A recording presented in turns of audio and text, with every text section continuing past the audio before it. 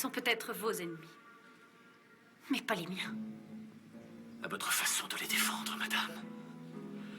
On pourrait presque croire que... Et que pourrait-on croire? Mon prince.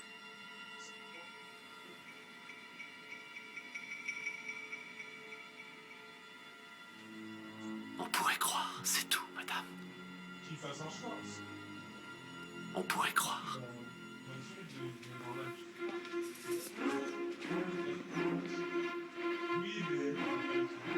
Faites place à Mardochée le Juif! Faites place à Mardochée! Il a sauvé la vie de notre roi! Voici l'homme que sa majesté est heureuse d'honorer! Acclamez tous Mardochée le Juif! Honoré par notre roi! Aimé de notre reine! Acclamez tous Mardochée le Juif! Honoré par le roi! Et surtout aimé de la reine!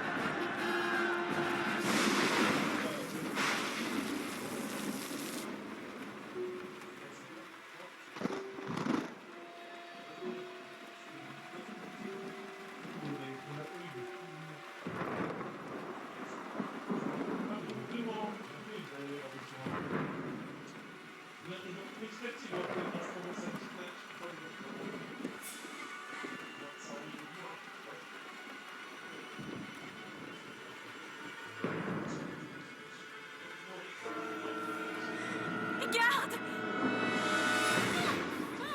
La reine, je vous apporte un message de Mardochée. Vous n'avez plus le temps. Quand le roi partira pour la Grèce demain, il nommera Aman au poste de régent. C'est notre dernière chance pour arrêter ce décret de mort. Il m'a fait prêter serment. Je vous rapporte ces mots. Bien sûr, vous risquerez votre vie si vous vous présentez au roi. Mais ne crois pas que si tu gardes le silence, ta position te sauvera de ce décret. Si tu gardes le silence, la délivrance des Juifs viendra d'ailleurs. Ne t'en fais pas pour ça. Mais sois sûr que tu seras perdu. Qui sait si tu n'es pas aux marches de ce palais pour vivre un moment comme celui-ci.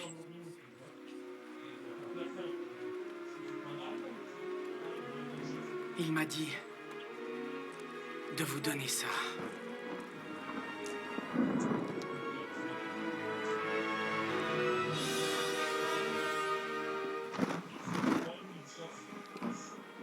Dis à Mardochée de rassembler les Juifs. Demande-leur de jeûner et de prier. Je ferai de même. Et demain matin, préparez une calèche.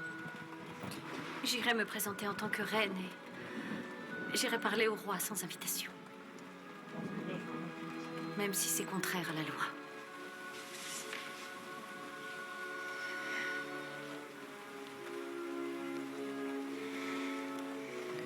Et si je dois mourir, je mourrai.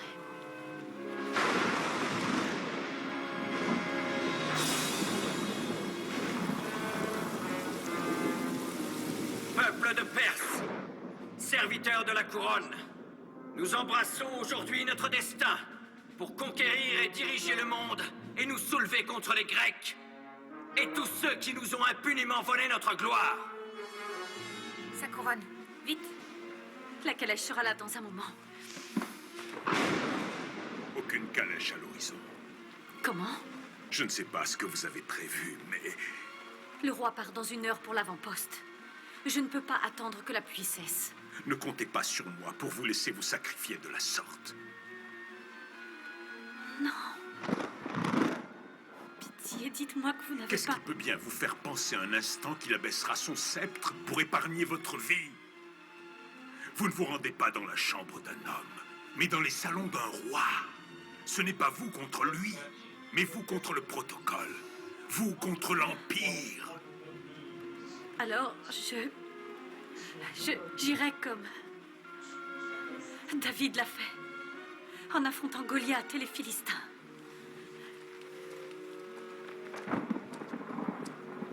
Ce ne sont que des histoires, Esther. Vous m'entendez? Des histoires. Savez-vous ce que j'aime le plus dans l'histoire de David et Goliath? David a vaincu, non pas parce qu'il s'était bien battu, mais parce qu'il avait la foi. Vous le savez, je dois vous quitter. Mais je vous laisse entre les mains de votre régent, le seigneur Aman, prince des phares. J'attends de chacun d'entre vous que vous lui obéissiez exactement comme vous l'auriez fait avec votre roi.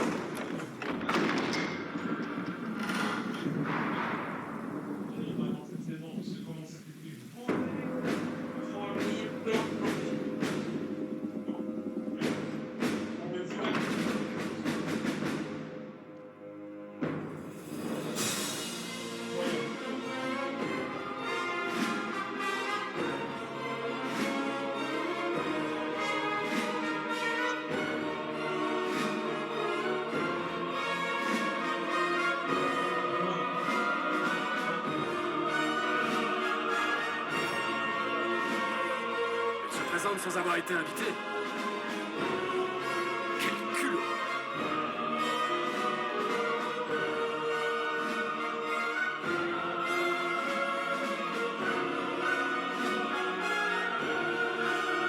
Elle a rompu le protocole. Oui, le protocole a été rompu.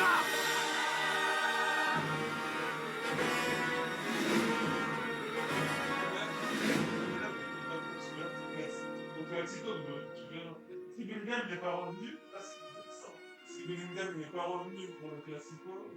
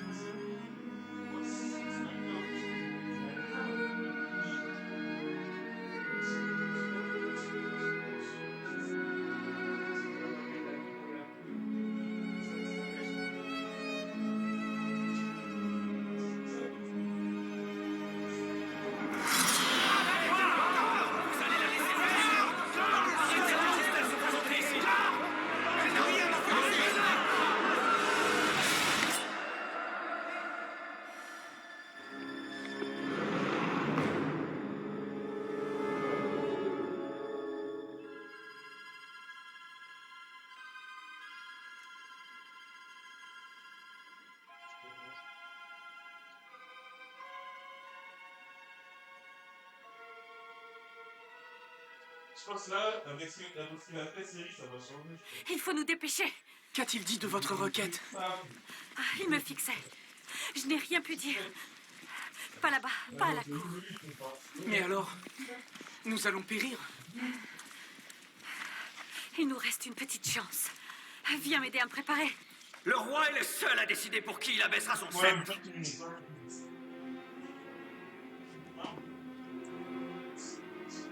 Monseigneur, aujourd'hui vous avez tout bonnement perdu le contrôle de votre royaume. Cette Esther vous a déshonoré bien plus que Vashti ne l'a fait.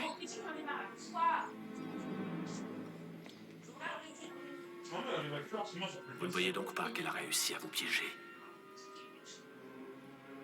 Nous inviter à un banquet pour entendre sa requête. Si vous y allez, le peuple pensera de vous que vous êtes un pion. Et si vous refusez, un lâche.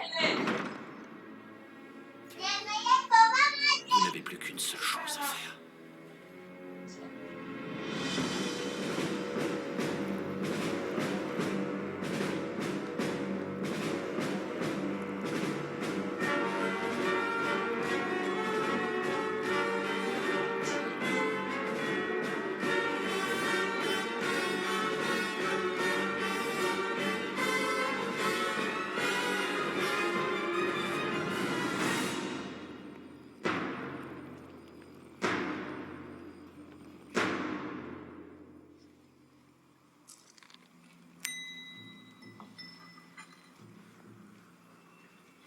Le repas était-il à votre goût, monseigneur?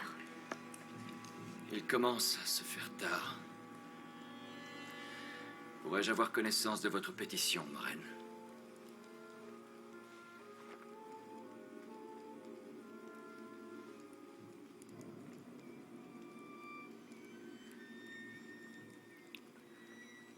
Ma pétition. Monseigneur. J'aimerais pouvoir finir une histoire. Celle que j'ai commencée il y a des nuits.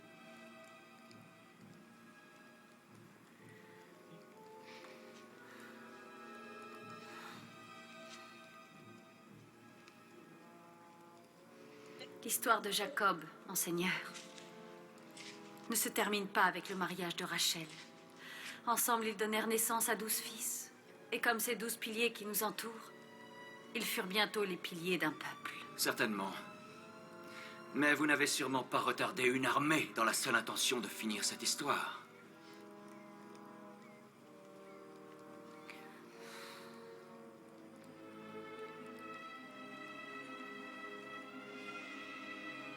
Monseigneur, si je trouve encore grâce à vos yeux, que ma vie serve d'exemple.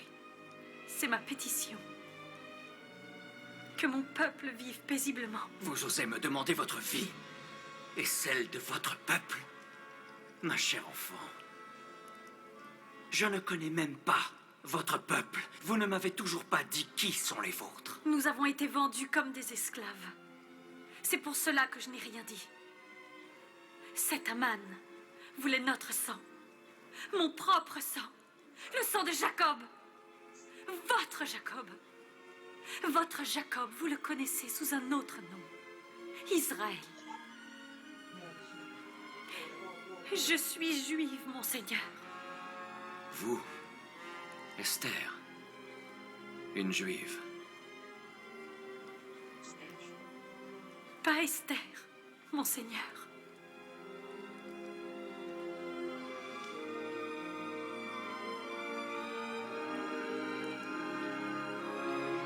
Hadassa, Bat Abiel, fille de la grande tribu de Benjamin, enfant du plus grand des dieux. Je ne crois pas avoir jamais entendu une histoire aussi pathétique de toute ma vie. Elle n'est pas juive. C'est une autre Vashti. Ne trouvez-vous pas cela facile? Une armée s'avance et soudainement, elle devient juive. Oh. Esther est juive. Votre Vashti se battait peut-être contre l'idée d'une guerre, mais cette reine cherche à contredire l'autorité même de votre règne, monseigneur. Une juive. Si cela était vrai, pourquoi l'avoir cachée jusqu'à maintenant? Je vous en prie. Expliquez-le nous.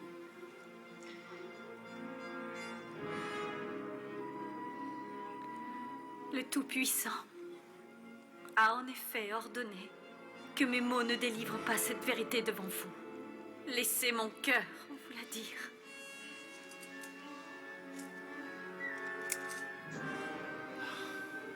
Ce collier que je vous avais offert, mon bien le plus précieux au monde. Ce collier montre ce que je suis vraiment.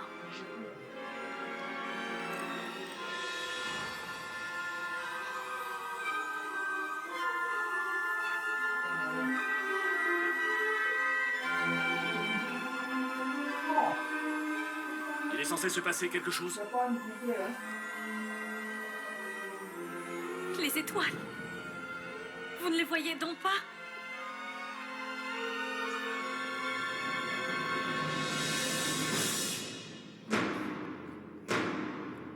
Vous ne les voyez pas?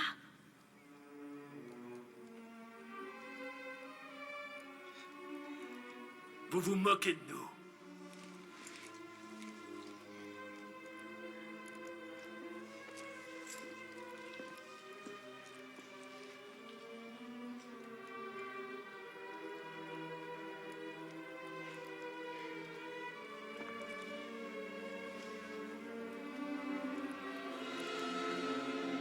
Vous attendiez pas à ce que cela finisse de cette manière.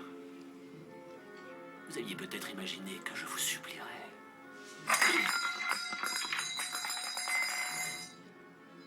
Vous pensiez que je vous supplierais? Que j'allais supplier pour ma vie? Supplier comme l'a fait mon ancêtre Agag pendant que vous le pourfendiez? Voudriez-vous que je vous supplie à genoux?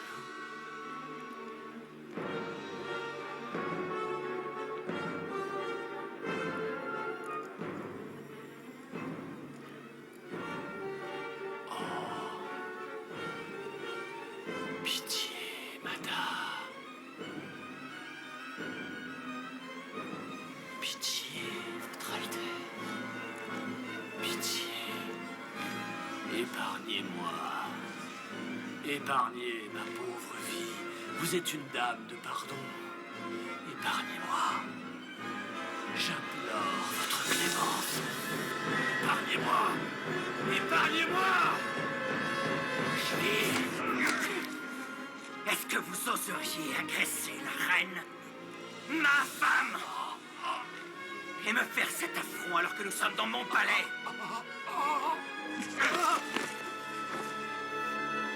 Arbona vient de m'avertir qu'une potence est installée dans les jardins d'Aman au moment où nous parlons. Apparemment, elle devait servir pour un certain Mardoché, le juif. Qu'on y pende Aman. Non! Non! Non! Non!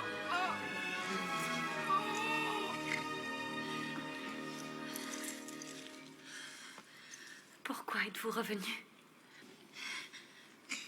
Je les ai vus.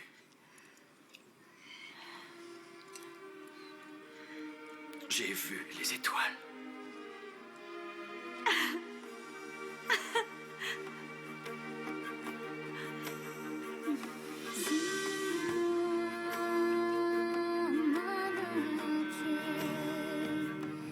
Ainsi, animé par la foi, une nouvelle génération avait racheté les fautes des siècles passés pour faire un premier pas vers leur destin. J'ai l'honneur de vous présenter votre nouveau prince et le maître des audiences, Mardoché Ben Yar. Si un jour on devait proclamer leur destruction, tous les Juifs devraient avoir le droit de se protéger eux-mêmes et devraient être autorisés à s'emparer de tous les biens de leurs assaillants.